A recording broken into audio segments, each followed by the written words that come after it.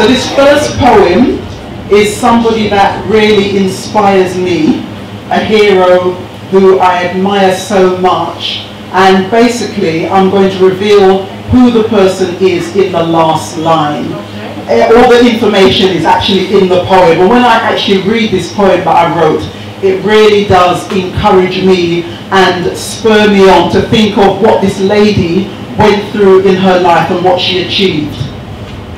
It's called An Abolitionist Leader. A gift to the world sent down from heaven, manifested on earth in 1797.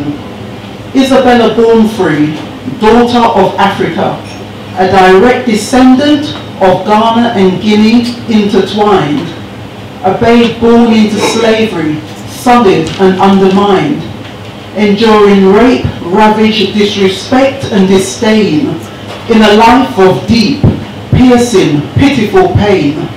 As the children she bore, time and again, from their mother's arms were forcibly ripped, subjugated, shackled, stripped and whipped. She ploughed and planed, rivaling any man. The painstaking pressure she had to withstand.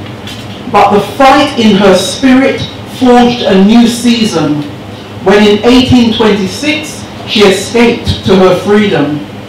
In 1828, this black woman emerged and changed history, demonstrating the victory by defeating his sin.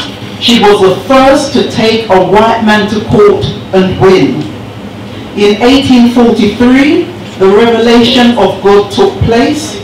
She discovered Jesus Christ's saving grace. Come on now. From there, by faith, she upped her game, and resolutely this champion changed her name. Arising from obscurity to prominence, God used her to make known his providence. As an active abolitionist, she relentlessly fought.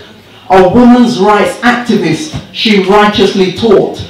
At national conventions day after day, she spoke only the truth in her own unique way. Along with her companions like Frederick Douglass and Harriet Tubman, she prominently rose, allowing no racist to step on her toes. Illiteracy could not stifle her strength and sincerity. She penned several books to enlighten posterity. Although a victim of discrimination on not one but two fronts, gender and colour, she pressed on gloriously and gallantly by campaigning courageously and valiantly for political equality for blacks and women, to have the right to vote so it would be fair. Human rights and civil rights were also part of her fight, and she didn't stop there. She defied the racist law of streetcars for white only. She bravely rode those cars and won the victory. She held audience with Abraham Lincoln, one of the few, and confidently gave her unpopular views. A counselor to freed slaves, the desolate and poor, an encourager to black troops in the Civil War. This outspoken woman strayed from the norm. She further championed property rights and even prison reform. Always controversial, determined she'd be heard, she spoke up loud, not mincing her words. Strong and fearless, one in a million, regardless of audience, she gave her opinion. Having fulfilled 86 years of purposeful work, having made a difference here on planet Earth, she departed this world in 1883, leaving a significant and splendid legacy.